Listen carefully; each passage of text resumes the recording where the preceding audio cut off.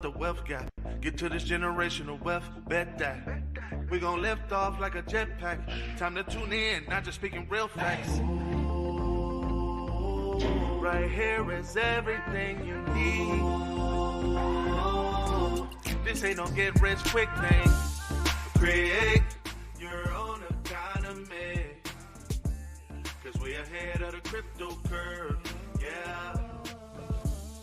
Create your own economy. Let's get ahead of the crypto curve, yeah. Learn from the queen of crypto, your host, Najah Roberts, leading people out of financial slavery through Bitcoin and cryptocurrency. Create your own economy. Let's get ahead of the crypto. Good afternoon, everyone, and welcome to Ahead of the Crypto Curve, where we are creating Satoshi millionaires, one family at a time, one day at a time, one Bitcoin at a time, one Satoshi at a time. And ladies and gentlemen, that means you. I am your host, Najah Roberts, and it is my mission in life to lead my people out of financial slavery. I don't just do this show to change the way you think about money, but to make you change the way you look at money and everything else around you. Today is Friday, March 3rd, 2023, and we have several Cryptopians whose birthdays are today. First, we have Pomona Purdy, Mary Felder, Kay Cashew, Kay Cashaw, Tony Butler, Delisha King, Connie Reeves, and Byron Talbert. I want to say happy birthday to each and every one of you.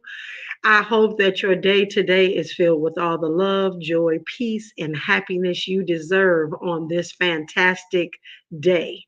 No matter where you are in the country, this is a fantastic day. And if you'd like a shout out for your birthday, please feel free to give me a text message, and that would go to 424-317-7373. Again, 424-317-7373.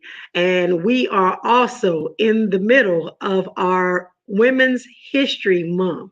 And for those of you that know anything about any of these financial spaces, women are few and far between. So when we have the opportunity to celebrate women, whether it's in the old money space or the new money space, we want to do that. And I have told you over and over again that I'm an ex-financial advisor on purpose, and that we have worked throughout both of the old money spaces and the new money spaces to really bring awareness to our community. But I also really try to be an advocate for women in both of these spaces. And so some of you may have heard of Wine, Women, and Wealth back in the days.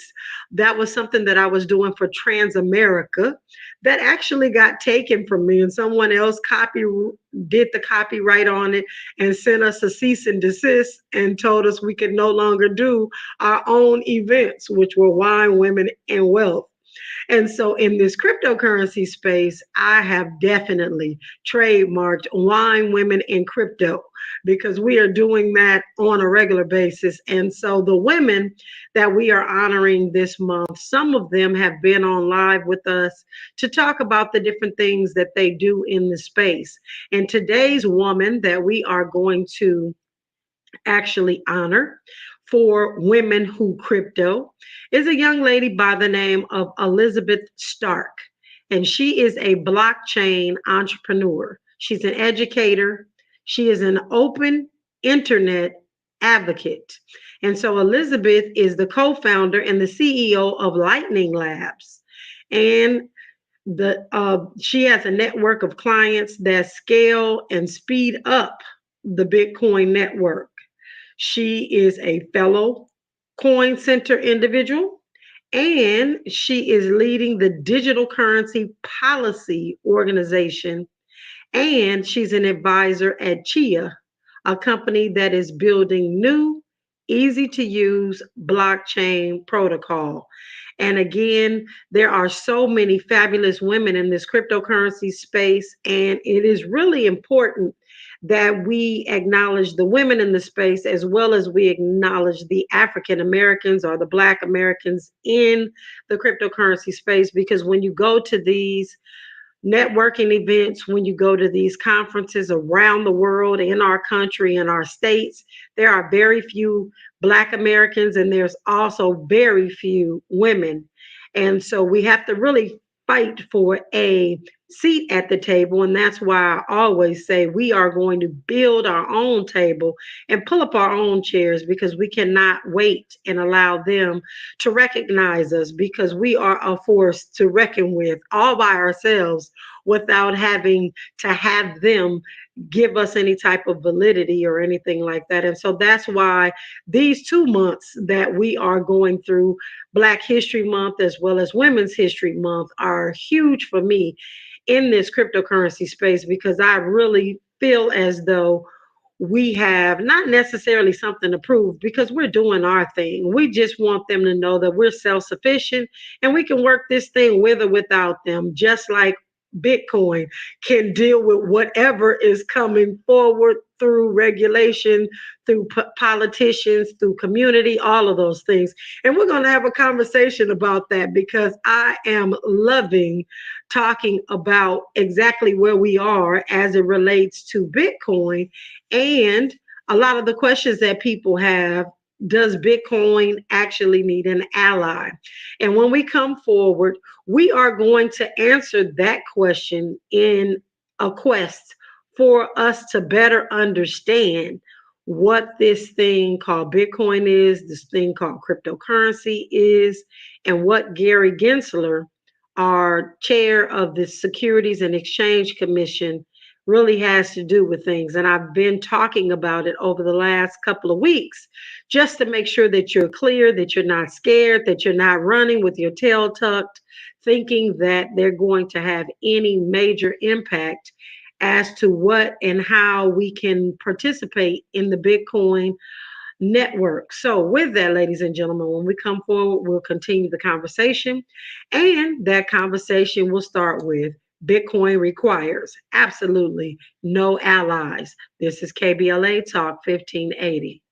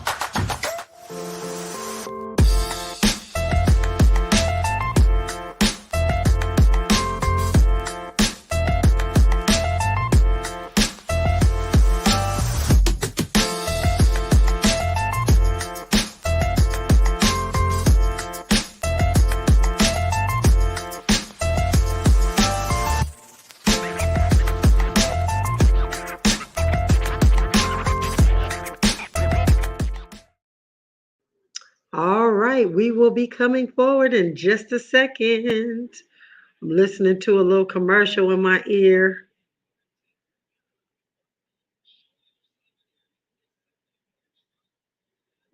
30 seconds and we will be back in.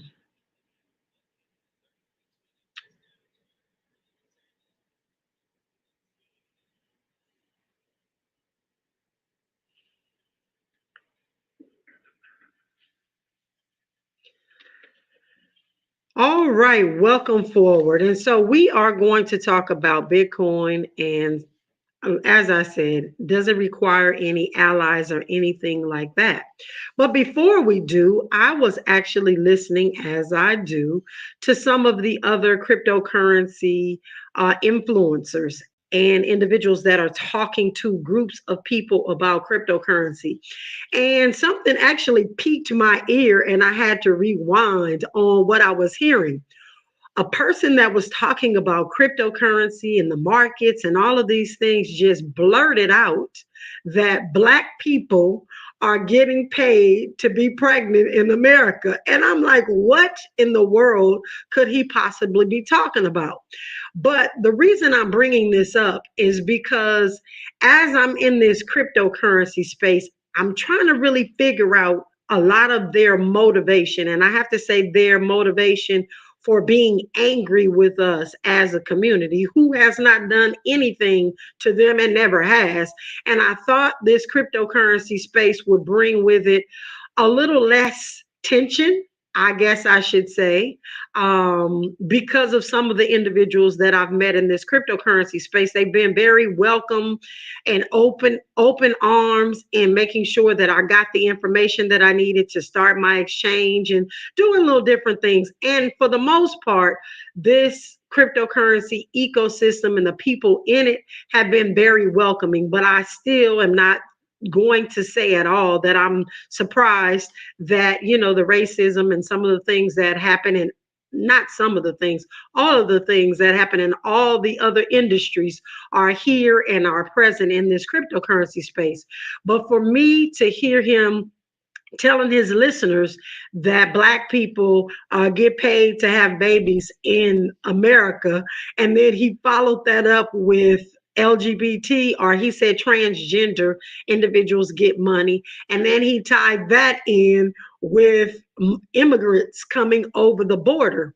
And I had to really kind of take a deep breath as to figure out why he was bringing this up to his listeners and what the relevance would be or ramifications of his massive amounts of listeners thinking that Black people in this country are getting paid to have babies.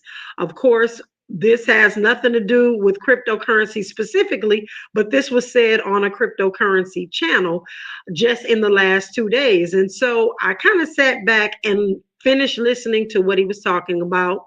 And he was talking about, after he mentioned these things, he talked about some things that are happening with China and just making sure that his community was really getting themselves rooted and grounded in commodities, in the commodities base. Nothing different than what I've been sharing with you all. And Bitcoin is considered a commodity. But just making sure that people are understanding that that our country is at a deficit. Our state, the state of California, is at a deficit just because of monies and things that are being given out. And that's what he was trying to make the point that, Black people getting this money for being pregnant and all these other social programs are putting us in a position where it's causing our country to go broke. And so for the mass amount of people listening in the cryptocurrency space, they think that Blacks, lesbians, and immigrants are the reason that we're in this situation. And it's the furthest from the truth that it could be. And I plan on getting in his ear about what he said, but I really actually had to stop and take a look at what this program is. And I know, again, we're off the cryptocurrency conversation, but those of you that are interested or have not heard or maybe have not gotten the memo, but there is a guaranteed income program for pregnant Black people that expands to 4 California counties. And I am going to make sure, and I did my research this morning just so I could go to him with the fire I'm going to go to him with, to let him know how misleading his words were to his listeners. But from what I can read and research, only 150 Black women in this state, in the state of California, have been given approximately $1,000 a month while they were pregnant and after they were, for the first 6 months after their children were born. And of course, this accounts for hardly any Black people in this country or in this state. But the way he brought it out was like all the Black people are getting paid to have kids or babies. And so I'm going to address that. And I'm just saying it live on the air because I'm going after this young man for this misinformation. But I did find out that only 150 Black residents that were mostly located in San Francisco, California, have been given this. And it's a pilot program, and hopefully it works. And of course, it was designed to give some guaranteed income to ease some of the financial burdens that are all too often keeping mothers from being able to prioritize their health, to ultimately impact the mortality rate, unfortunately, of African American women and or their children during birth. And so that's what this was all about. But again, it did come across on a cryptocurrency channel, and I don't know that it'll be retracted, but I just wanted to make sure that our community is aware that things like this are being said in the cryptocurrency space. So when you come up against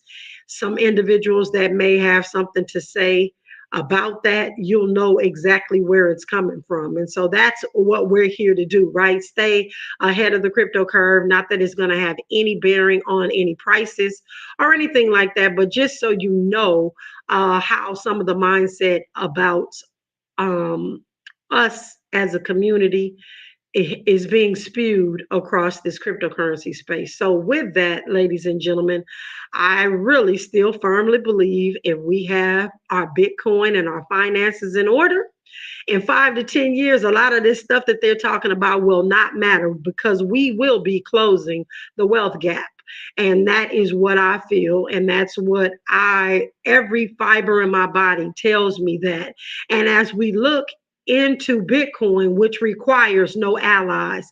And I say it doesn't require any allies because when I first got into this cryptocurrency space and opened up my brick and mortar cryptocurrency exchange, I thought that everybody would be open arms, that there was a safe place that they could come and do business. And again, it still didn't matter. But that first 6 months, I realized who my actual customer should be because I was trying to be all inclusive and have everybody from everywhere come. And they did. They came and they showed up. I think we had 250, 300 people at our grand opening in the city of Inglewood, one or two which looked like me, and all the rest had driven from like Orange County, Santa Monica, as high up as the Bay Area. They came in to see this brick and mortar location.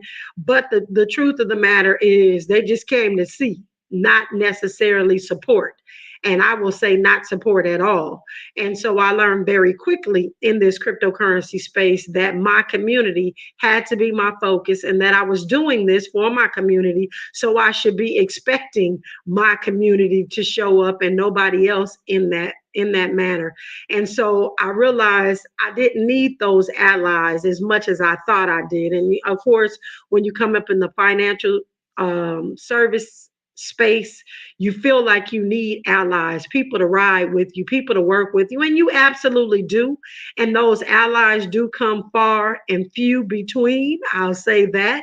And I have no problem with acknowledging I rock with a gentleman by the name of Josh all the time. He is absolutely an ally. We've worked together, but there's very few individuals like him in many spaces. But I want you to know that Bitcoin requires no allies. And so what you need to know or learn today is that Bitcoin can survive and thrive no matter who is for it or who is against it. And so I have my own quote for today, but I'm going to go ahead and pull up a quote by Gary Gensler. And I've read this or said this or talked to you about this a couple of different times, but I'm going to bring this all full circle because Gary Gensler, who's the chairman of the United States Securities and Exchange Commission, stated, and I quote, everything other than Bitcoin, you can find a website, you can find a group of entrepreneurs. They might set up their legal entities in a tax haven offshore. They might have a foundation. They might lawyer it up to try to arbitrage and make to make it hard jurisdictionally and so forth. And that came from Gary Gensler. So again, some of the things that Gary Gensler has been saying is going to shape the policy, but he's not the one that makes the policy.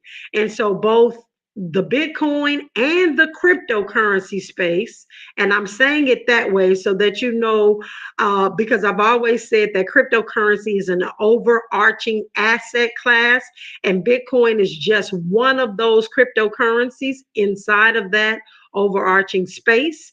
However, Bitcoin is not crypto, and crypto is not Bitcoin. And this space, ladies and gentlemen, is no stranger to drama. And we're going to have more drama every single day that some of these companies get exposed, some of these greedy people get exposed. And the recent firestorms that have began with Gary Gensler, where he spoke the words that I just read, have, in short, it's going to create some massive issues moving forward, and not for our Bitcoin or for the value of Bitcoin, but it's going to create some massive issues for people that felt like they could do whatever they wanted to do because there was no regulation in place. And so again, Bitcoin is not crypto and crypto is not Bitcoin. And a lot of us are up in arms verbally and in opposition of some of the things that we're seeing and reading, but many Bitcoiners are really excited about the fact that everyone is separating Bitcoin from crypto, but not cryptocurrency, which is the asset class. So Bitcoin is different from crypto. And so crypto, again, holds the connotation of get rich quick, the Wild Wild West. Anybody can do anything, but because people are starting to pick sides, as I've always told you, that they've been saying one thing and doing something different, they picked Bitcoin, but they outwardly talk about these other cryptos. And so, again, I feel like it's all a distraction, but a lot of people are starting to pick what they feel is the loser or the winner. And so, with Gary Gensler talking about Bitcoin or saying everything other than Bitcoin, it's almost like he's picked a winner in this new cryptocurrency space. But we've been talking about this already. We've been talking about where the big players are buying and holding. And so we want to be in those spaces where the big players are actually buying and holding. And so, as most of you know right now, I'm very passionate about my opinion as it relates to Bitcoin and the cryptocurrency space because I don't just study it, I live it. And it is a strong conviction that we're in the right place at the right time. But I'm happy that other people are in the space saying the same thing. But we've been down this road before. Bitcoin doesn't need any allies. Bitcoin having people like Elon Musk and Jack Dorsey and Michael Saylor and Paul Tudor Jones, all of those people bring some credibility. And I'm not going to just say from other communities because unfortunately, again, I've been a financial advisor for a very long time and I can say something and then somebody else of a different persuasion can come and say the exact same thing that I said is offering the exact same product. And people will go with that before they go with what I've said. And it's the exact same thing. And so in this cryptocurrency space, sometimes you need individuals that don't look like us to actually vouch for and share their sentiments about the same thing that we've been talking about. And so, ladies and gentlemen, all of the individuals that I just talked to you about are Bitcoin only, except for, with the exception of Elon Musk, who is pushing these alternative dog coins and all these other things, Dogecoin, Shiba Inu, all of these other things, because if they get it to just pump a little bit, they make millions of dollars off your back. And so the list goes on with the different individuals that have come in this space. But some of them have decided to stick around and support Bitcoin, while others have turned a tail and fled. And so I'm really hoping that a bunch more turn their tail and flee so that we can continue to stack as many Satoshis as we can. But don't get me wrong, I've cheered with many of you as these individuals have thrown their weight, so to speak, behind Bitcoin and behind the Bitcoin community. But the Bitcoin enemies have tried to take down Bitcoin, and we know that they have not and cannot. But Bitcoin also doesn't require allies in any direction for Bitcoin or with Bitcoin to stop what happens every 10 minutes when a block is confirmed. Transactions are confirmed, that block is closed, and nobody can argue either way that that transaction is not valid because it's been validated by the community. So when we come forward after news, sports, and traffic, I am going to finish this conversation because I imagine that you all need to really understand that we are such a good group of individuals in this space right now. I'm just feeling so empowered. So with that, ladies and gentlemen, when we come forward, we'll continue our conversation. This is KBLA Talk 1580.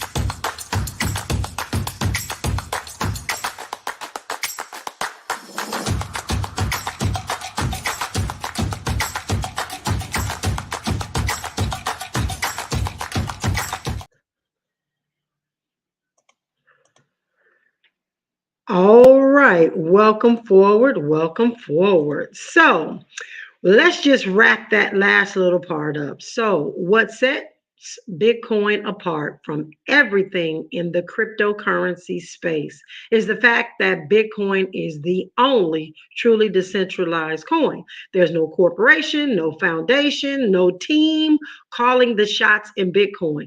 There is no one subset or group of individual or participants that has more say so in Bitcoin than anyone else. So you got that right.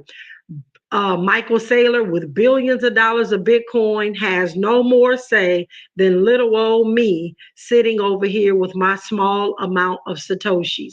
Because, in short, there is no one who can control Bitcoin in any way unless they have explicit buy in by the rest of the entire community. And so they have to span the globe of Africa, China, Russia, all these different places in order to control Bitcoin. So again, you understand or you feel why I am saying that Bitcoin is just absolutely our best bet as we come into this new money space, into this new currency, this digital era. The revolution, it will be not televised. It's going to be digitized, ladies and gentlemen.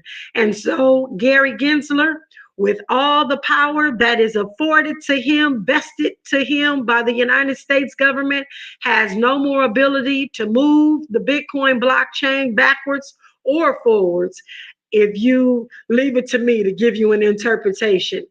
And the same can truly be said about everything in Bitcoin specifically, but not the cryptocurrency space. There are so many things that can be changed and will be changed in the cryptocurrency space. So just stay tuned for those things. I'm going to share them with you. One of the things that I have told our community for the last 3 years to stay away from was Bitcoin ATMs. I have been very vocal about the fact that Bitcoin ATM machines take advantage of Black communities, period.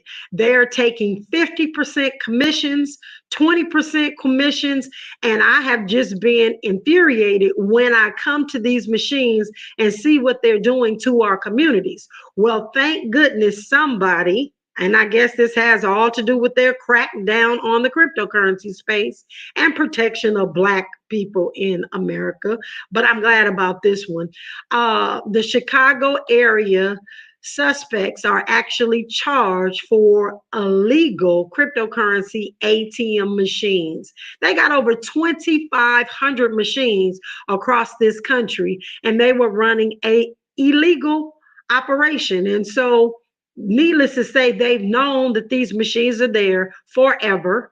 And so all of a sudden, now they're going to go after them after they've taken or extracted millions and millions and millions of dollars from inner city neighborhoods, because that's where these machines are located.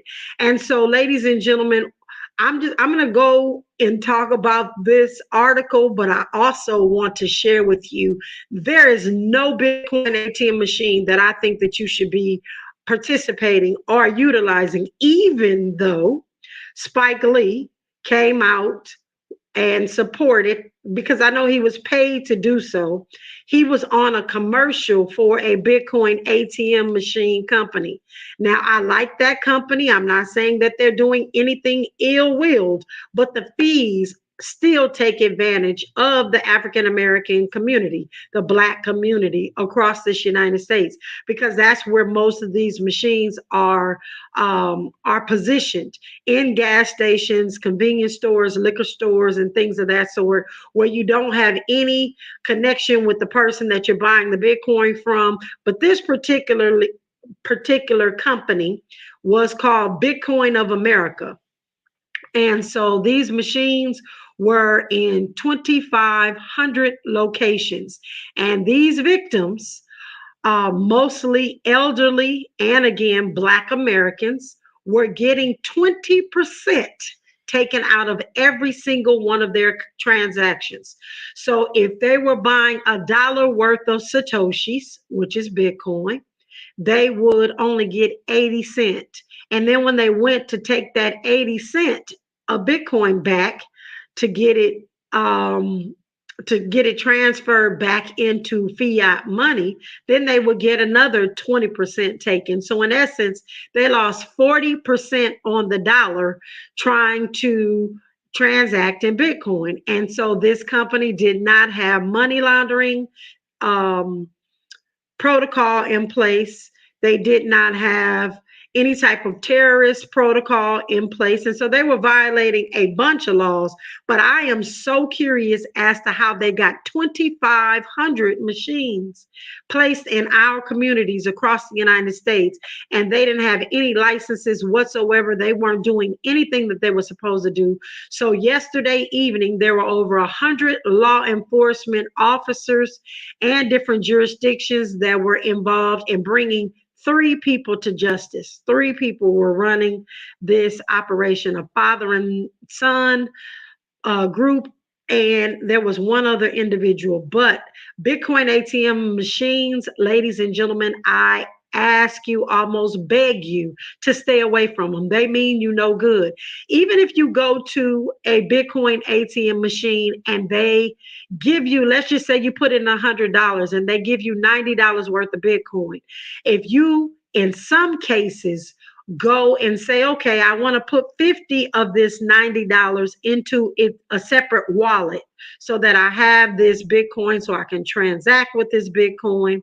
And you go in, you log in, you open up your wallet, you copy the address from the Bitcoin ATM stub, I'm going to call it a wallet, your private individual wallet, but you still have $40 that's remaining on that transactional receipt from the Bitcoin ATM machine. Some of the companies only allow you to move your Bitcoin one time. So if you don't move the whole 90 and you just take 50, you've lost 40. Who do you think keeps that $40? It's the company that is in control of that actual receipt, because they actually know how to control your Bitcoin, because they still have access to your private keys. And so I've said for a long time, there's a lot of things in the background that you don't understand about these Bitcoin ATM machines. Stay away from them. They're not good for our community. They never have been good for our community.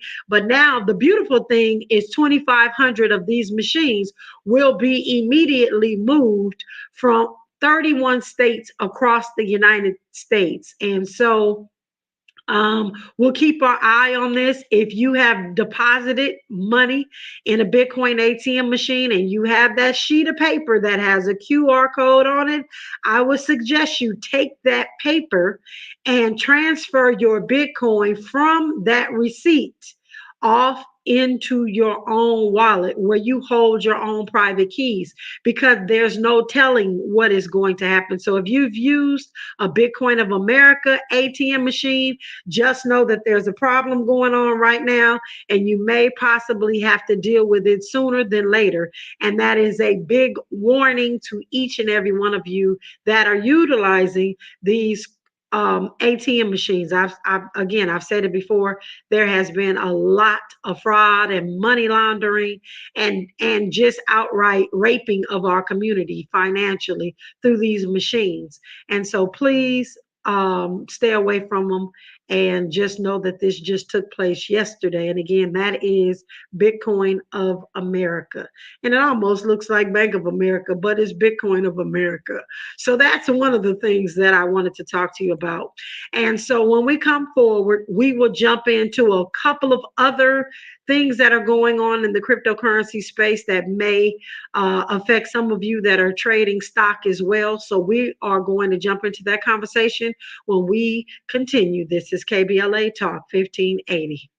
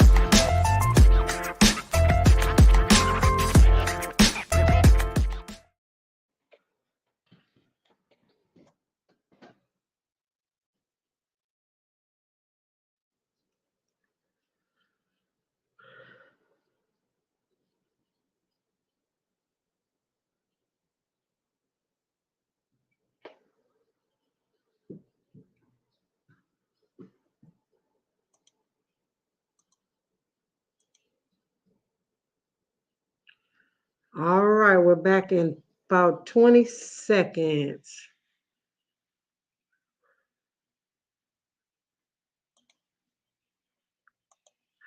All right, welcome forward, welcome forward. So, ladies and gentlemen, sometimes I feel like I have been given some insider trading, but I don't know anything about anything. I just know what to pay attention to. So, I don't have any insider trading or anything like that. But guess what?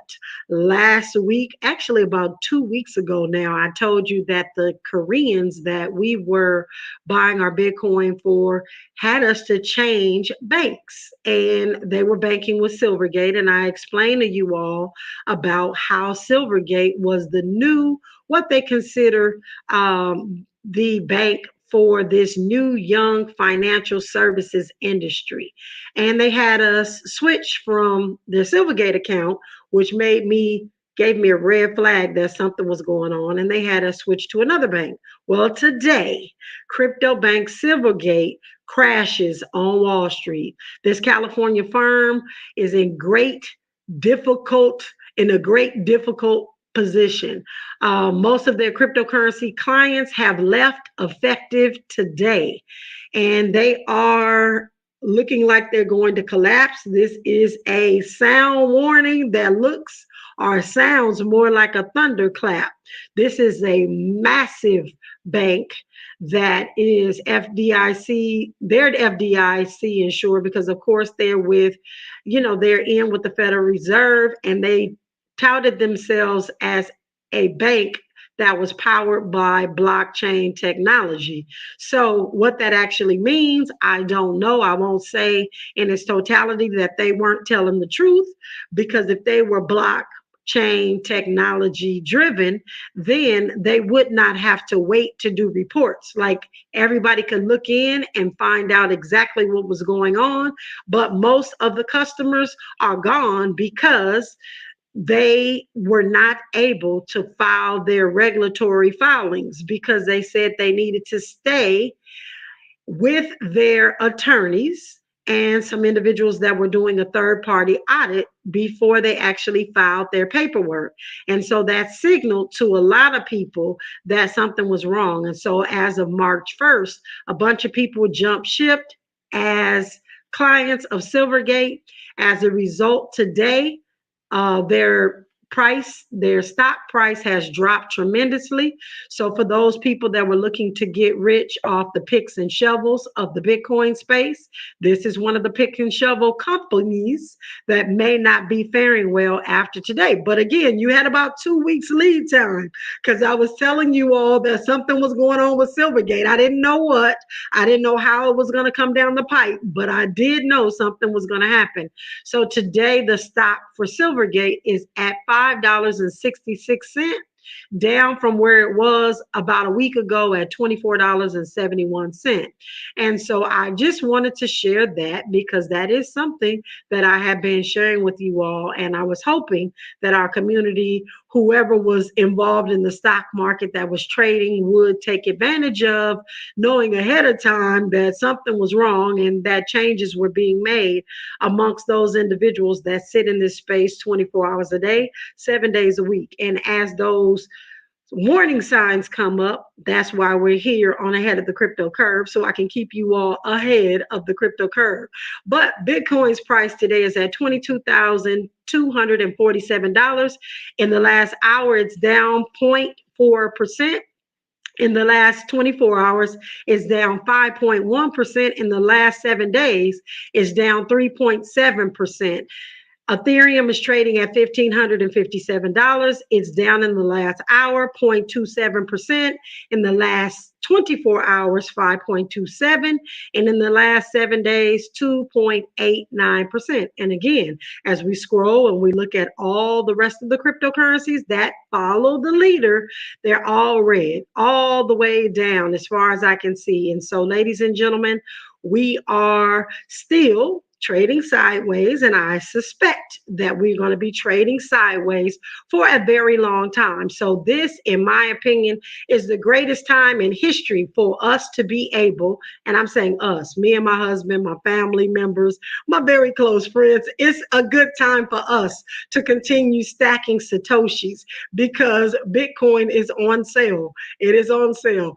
I'm going to start calling this the Bitcoin rack. Like you go to Nordstrom's rack, this is the Bitcoin rack. We are um, experiencing opportunity for Bitcoin to be on sale. And it's going to be this way for a minute. And I'm really hoping that it even gets a little bit uh, less in price. And I know that sounds counterintuitive to what most Bitcoin people are expecting. They want the price to go up, and they want it to go up fast, and they want it to go up now.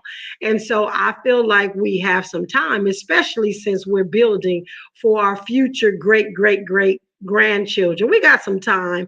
We can build this empire, and we can allow them to reap the benefits, because I honestly don't feel like in my lifetime I'm going to see the numbers that I want to see. But the family has been instructed as to what this is going to look like in the near future. And we know this because this is how empires are actually built. And so we're in the middle of it. So, ladies and gentlemen, when we come forward, we will continue the cryptocurrency conversation. I've got a lot to talk about in a short span of time. This is KBLA Talk 1580.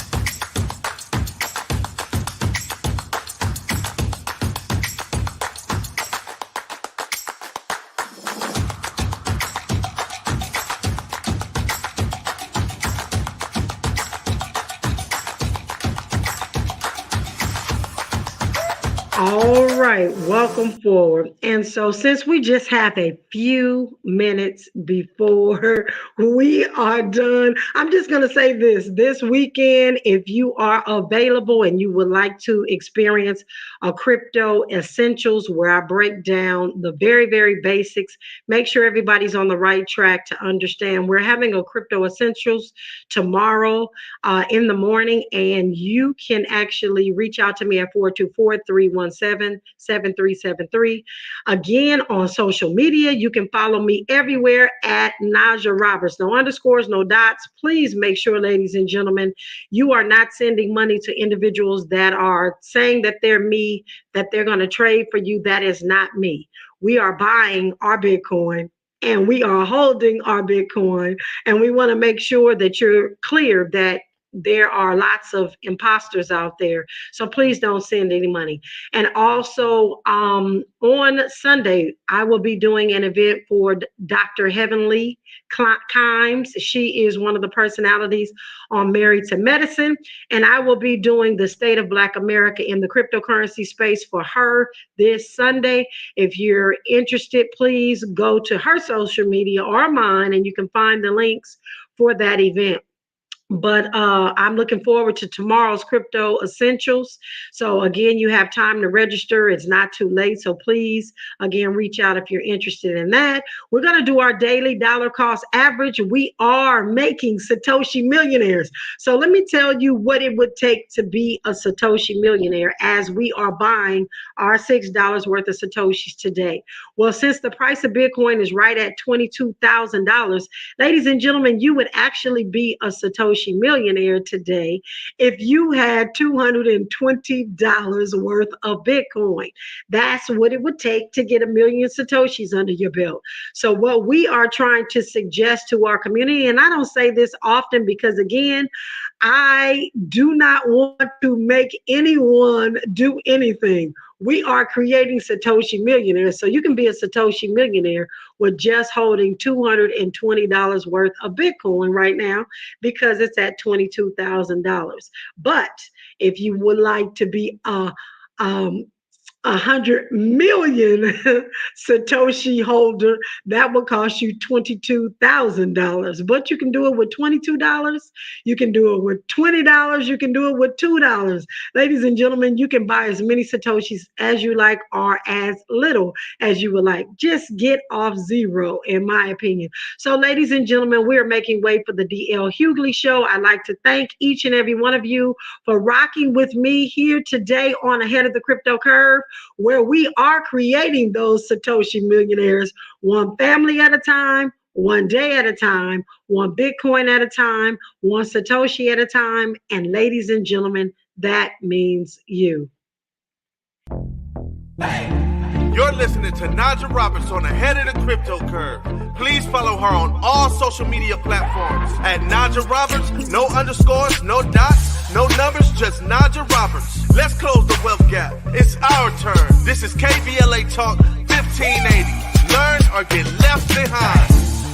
Create your own economy. Let's get ahead.